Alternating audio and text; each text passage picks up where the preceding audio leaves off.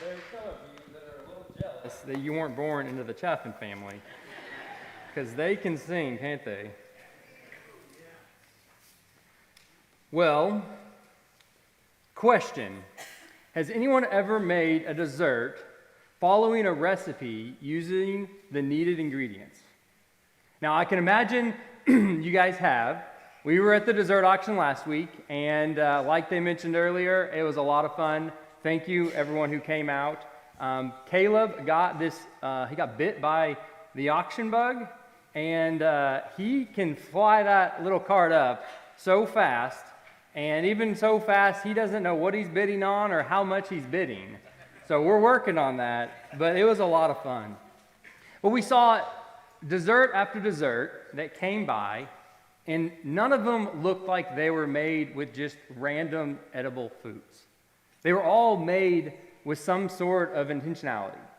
They were made with ingredients that were either from a recipe, or some of them were probably just made from someone's heart, and they just know it by heart at this point.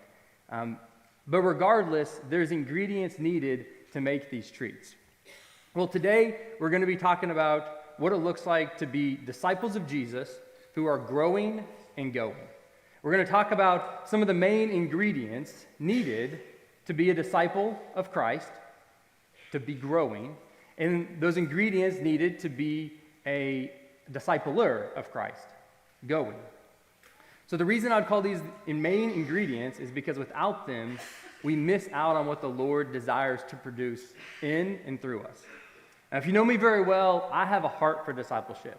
I think sharing the gospel and having the opportunity to be able to take what has been given and shared with us to the world, and to be a part of what the Lord is doing, even though he could do it without us, is such an honorable thing and such a blessing to be a part of.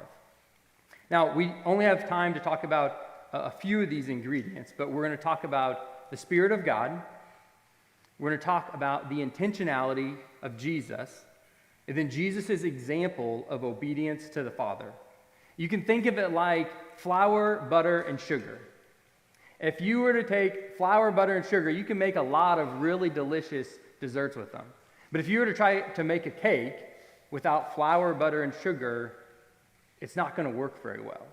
And so just like this, to be able to do discipleship, to be able to grow, to be able to go, there's some key ingredients we want to be able to focus on here.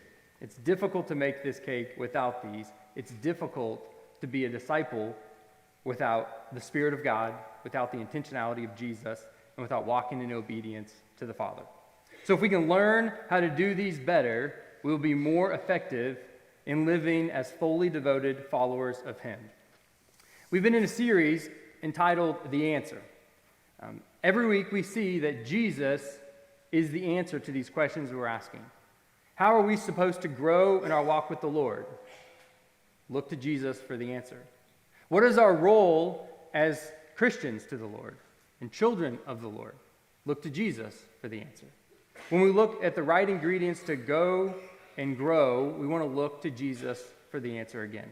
Last week, Drew talked about the Spirit and how much changed when Jesus ascended into heaven. And he encouraged us to allow the Spirit to abide inside of us to help us to grow in our intimacy with the Lord, to live in holiness, to have a deeper faith, and to be concerned of God's glory. It was very clear that there's this change, there's this shift that happened. It was a shift in responsibility. When Jesus came, Jesus' role was to present the gospel in his death and resurrection in the redemption of humanity. And when Jesus left, the shift was this message that I brought, I'm now entrusting to my disciples to continue to share it. And that Spirit, the Spirit of God, helped in this transition, helped in this shift. But why the Spirit? Why did Jesus say it was better that he leaves and the Spirit comes? We've talked about this verse before in Ezekiel 36, and I want to talk about it again. If we go back a little bit, God is prefacing his statement here. And he's saying the people of Israel have been disobedient and they've profaned my name. Even to the point there's other cultures around saying, how could their God be punishing them? Think about that for a second. If you were worshiping a god back in those days, and even idols today, you worship those things because they bless you in some way. And other people groups were saying, how can their God just reject them the way he is? And God answers them. And God says, because you have profaned my name. These are the things that you have done in disobedience. And then he tells them something that's going to happen. And so he tells them what's going to happen in Ezekiel 36, 26, and 27. He says, and I will give you a new heart, and a new spirit I will put within you. And I will remove the heart of stone from your flesh, and I will give you a heart of flesh. And I will put my spirit within you, and cause you to walk in my statutes, and to be careful to obey my rules. He says, I will cause you to walk in my statutes and be careful to obey my rules. In John, Jesus spends some more time explaining the roles of the Spirit. When he leaves, he says, this is what the Spirit is going to do in your life. He tells those who love him that their response should be obedience. So let's look at John 14, 15 through 17. Jesus says this. He says, if you love me, you will keep my commandments. He said, and I will ask the Father, and he will give you another helper to be with you forever, even the Spirit of truth, whom the world cannot receive, because it neither sees him nor knows him. He says, you know him, talking about the Spirit. He says, for he dwells with you. And get this last part. For he dwells with you and will be in you. So the Old Testament, God is saying, I'm going to send my Spirit to be in you. And Jesus is saying, I'm about to leave, because if you love me, you will keep my commandments. And he says, the Spirit that has been with you is now going to be in you. But why does the Spirit of God not indwell believers before Jesus' death and resurrection? Have you ever thought about that? Do you remember when Jesus died on the cross and the veil, the curtain in the temple tore in half? That curtain in the temple was to separate the sinfulness of man and a holy God. The sinfulness of man didn't have access to the holiness of the Lord. And when Jesus died and that was torn, that showed us that the access that man did not have, we have. But how could we have access to the Father? Well, the thing that separated us was the unpaid price of the sin that we have committed. And when Jesus died on the cross, he paid the price for that. He allowed us to be made pure, to be made holy, to be made white as snow, so that now we have access to the Father. And that purification through his death had given us access to allow the Spirit to then indwell inside of us. His resurrection 3 days later gave us newness of life, the example of baptism, that we have newness of life. And so his death gave us access, his resurrection gave us newness of life, so that now we can live completely differently, and we can have access to the Father unlike they did in the Old Testament. We see all throughout the Old Testament that God desires obedience from his people. However, the Israelites have almost been doing this with one hand tied behind their back. They weren't able to be completely obedient because they didn't have the Spirit of God indwelling inside of them like we do today. And again, the Spirit of God now dwells inside of us so we can walk in his statutes and obey his rules. So the first ingredient is the Spirit. We've been given the Spirit so that we can keep his commands. Now, discipleship stems from one of these commands of Jesus, the Great Commission. The Great Commission that Jesus gives to his 11 disciples in Matthew 28, before he sends into heaven. Now, before we read the commission that Jesus gives his disciples, I want you to think about a question. Does the commission that Jesus gives his disciples, does it apply to me today? Does the commission that Jesus gives to his disciples apply to me today? Or is that just to his disciples? We need to understand this, or we need to have an idea of where we sit, because it changes how we interpret the passage. When he commissioned his disciples, was he commissioning me? So, Matthew 28, 16 through 20. It says, "Now the 11 disciples went to Galilee to the mountain to which Jesus had directed them. And when they saw him, they worshiped him, but some doubted. And Jesus came and said to them, 'All authority in heaven and on earth has been given to me. Go, therefore, and make disciples of all nations, baptizing them in the name of the Father, and of the Son, and of the Holy Spirit, teaching them to observe all that I have commanded you. And behold, I am with you always to the end of the age.'" I've heard a lot of people preach on verse 19 and emphasize this word "go," and I'm sure you have as well. But today I want to look at this word "disciples." We see it two times. We see it in verse 16 and we see it in verse 19. But before we really break this word "disciples" down, we need to know that there are two different words used in this passage that we translate to disciples. So we need to understand the differentiation between those. One word for a disciple is mathetes. And this is in verse 16. It's when Jesus is talking to his 11 disciples. And he says mathetes. He's meaning they're a learner. They're a pupil. They're a disciple. His 11 disciples that he's talking to here are learners. They are pupils. They're his disciples. A good example of this is in Luke 8. Jesus is telling a parable about the sower. His disciples don't understand what he's saying, and in verse 9, Jesus tells his disciples what it means. The disciples are learning from Jesus. They didn't understand, and so they asked him to explain it. They're following Jesus as their Lord and learning. They're growing in their faith of who he is. So there's this learner, there's this pupil, there's this word disciple. That's probably the one we recognize the most. The other word that we see for disciple is mathetuo, which translates to make disciples, to teach, to instruct. In verse 18, we see this word translated actually into two words, make disciples. It is the action of showing someone how to be a follower of Jesus. A good example of these words would be to say that one is the action of following Jesus, the other is the action of showing someone how to follow Jesus. Jesus told his disciples that they were going to be fishers of men. Is there a difference between fishing and teaching someone how to fish? I think we've all heard the saying, you give a man a fish, you feed him for a day, you teach a man to fish, you feed him for a lifetime. Because there's a difference between just doing it or teaching someone how to do it.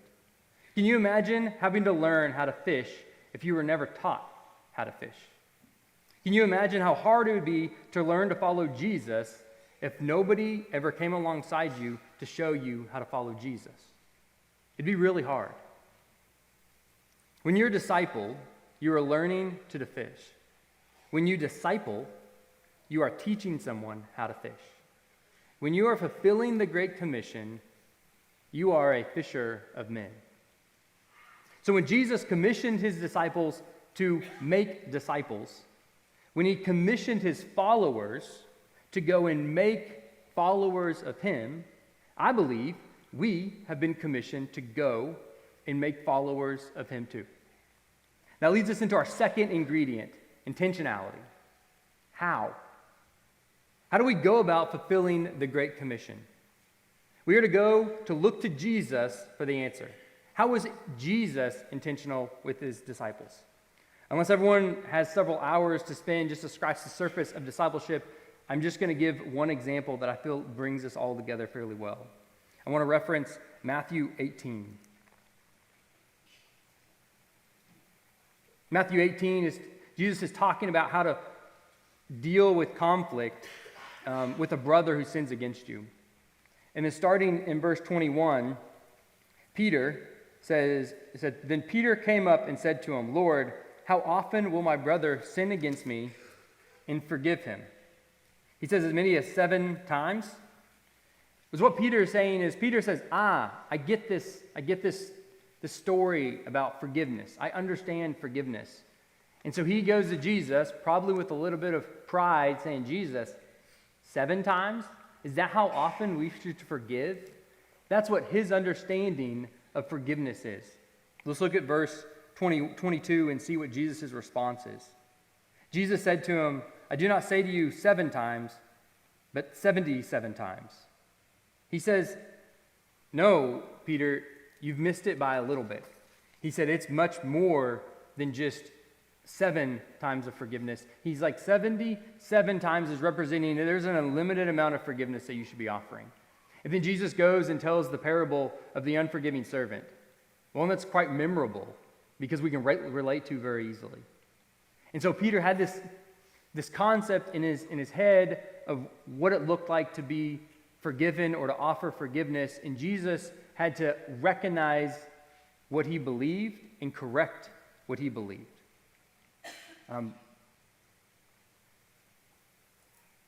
So intentionality is a two-way street. Both the one being discipled and the one discipling needs to be intentional. Discipleship takes place in conversation, like with Jesus and Peter.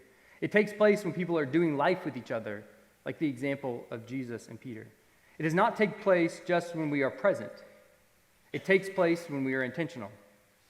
There's 2 sides of this coin of intentionality. On one side, are you intentional? Are you seeking to grow in your relationship with the Lord and allowing others more mature than you to pour into your life? On the other side, are you seeking to be a part of the lives of others? Being intentional in the lives of others. If I were to teach someone how to fish and never ask them if they had any questions or if they understood, if I never corrected them when they tied a knot incorrectly, or never affirmed them when they did something well, then would you say I am making a fisherman? If I am not intentionally making followers of Jesus, would you say I'm walking in obedience to making disciples of Christ? To better examine what obedience to Christ actually looks like, I want to take a step back and look at obedience to the Lord and what that looks like.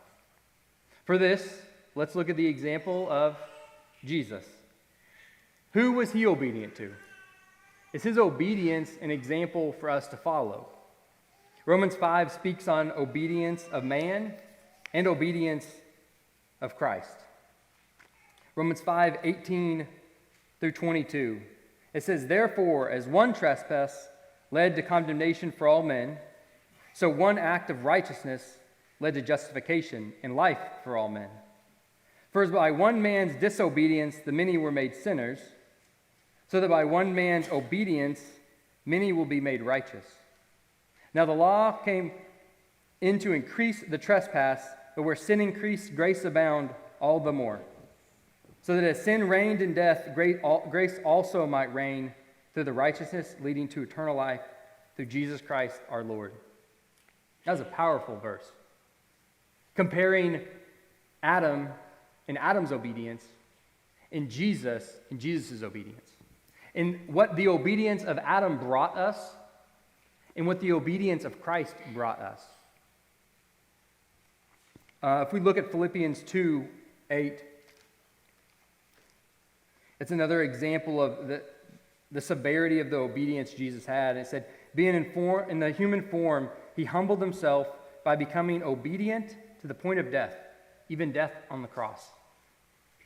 I think this is something we can forget very easily, that Jesus is God. And he came down to earth. He humbled himself as human so that he could be obedient to death on the cross. Remember, Adam's disobedience is what brought sin into the world. But it's only by Jesus' obedience that brought redemption into the world. I mean, the message is profound, that it's so easy for us to swallow and not taste it and not understand what we're partaking. The death and resurrection of Jesus had brought about newness of life. Through the obedience of Christ, we have newness of life. Through newness of life, we can now have the Spirit of God abide inside of us.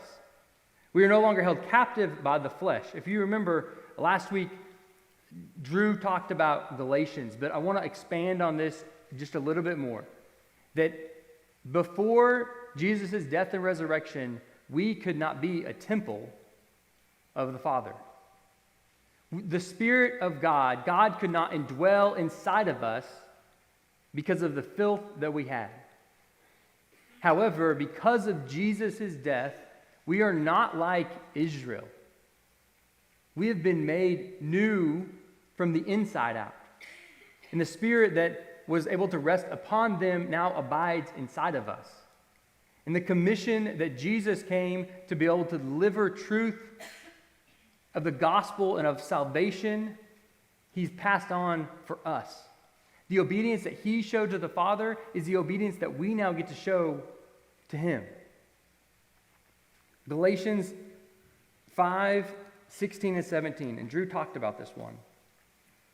It says, "But I say, walk by the Spirit, and you will not gratify the desires of the flesh.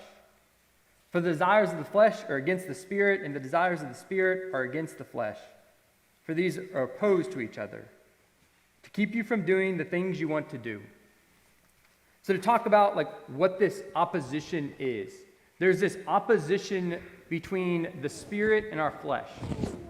The Spirit desires to do things of the Lord. Our flesh desires to do things of us. And God recognizes this, and he says, I know there's conflict, so I'm giving you my Spirit so that you can walk in step with the Spirit and no longer gratify those desires of your flesh. He says, but also, if you walk in step with the Spirit, you will not gratify the desires of the Spirit. And I want us to take hold of this promise that if you walk in step with the Spirit, you will not gratify the desires of the flesh. That's a gift we've been given. Our church's mission statement is to exist to serve, reach, and disciple people with the life-changing gospel of Christ. Are we growing, as in, are we being discipled? And are we going, as in, are we making disciples like we desire? Are we growing, as in being discipled, and going, as in making disciples like the Lord desires you to be? If you have questions, but you're afraid to ask them, ask because you desire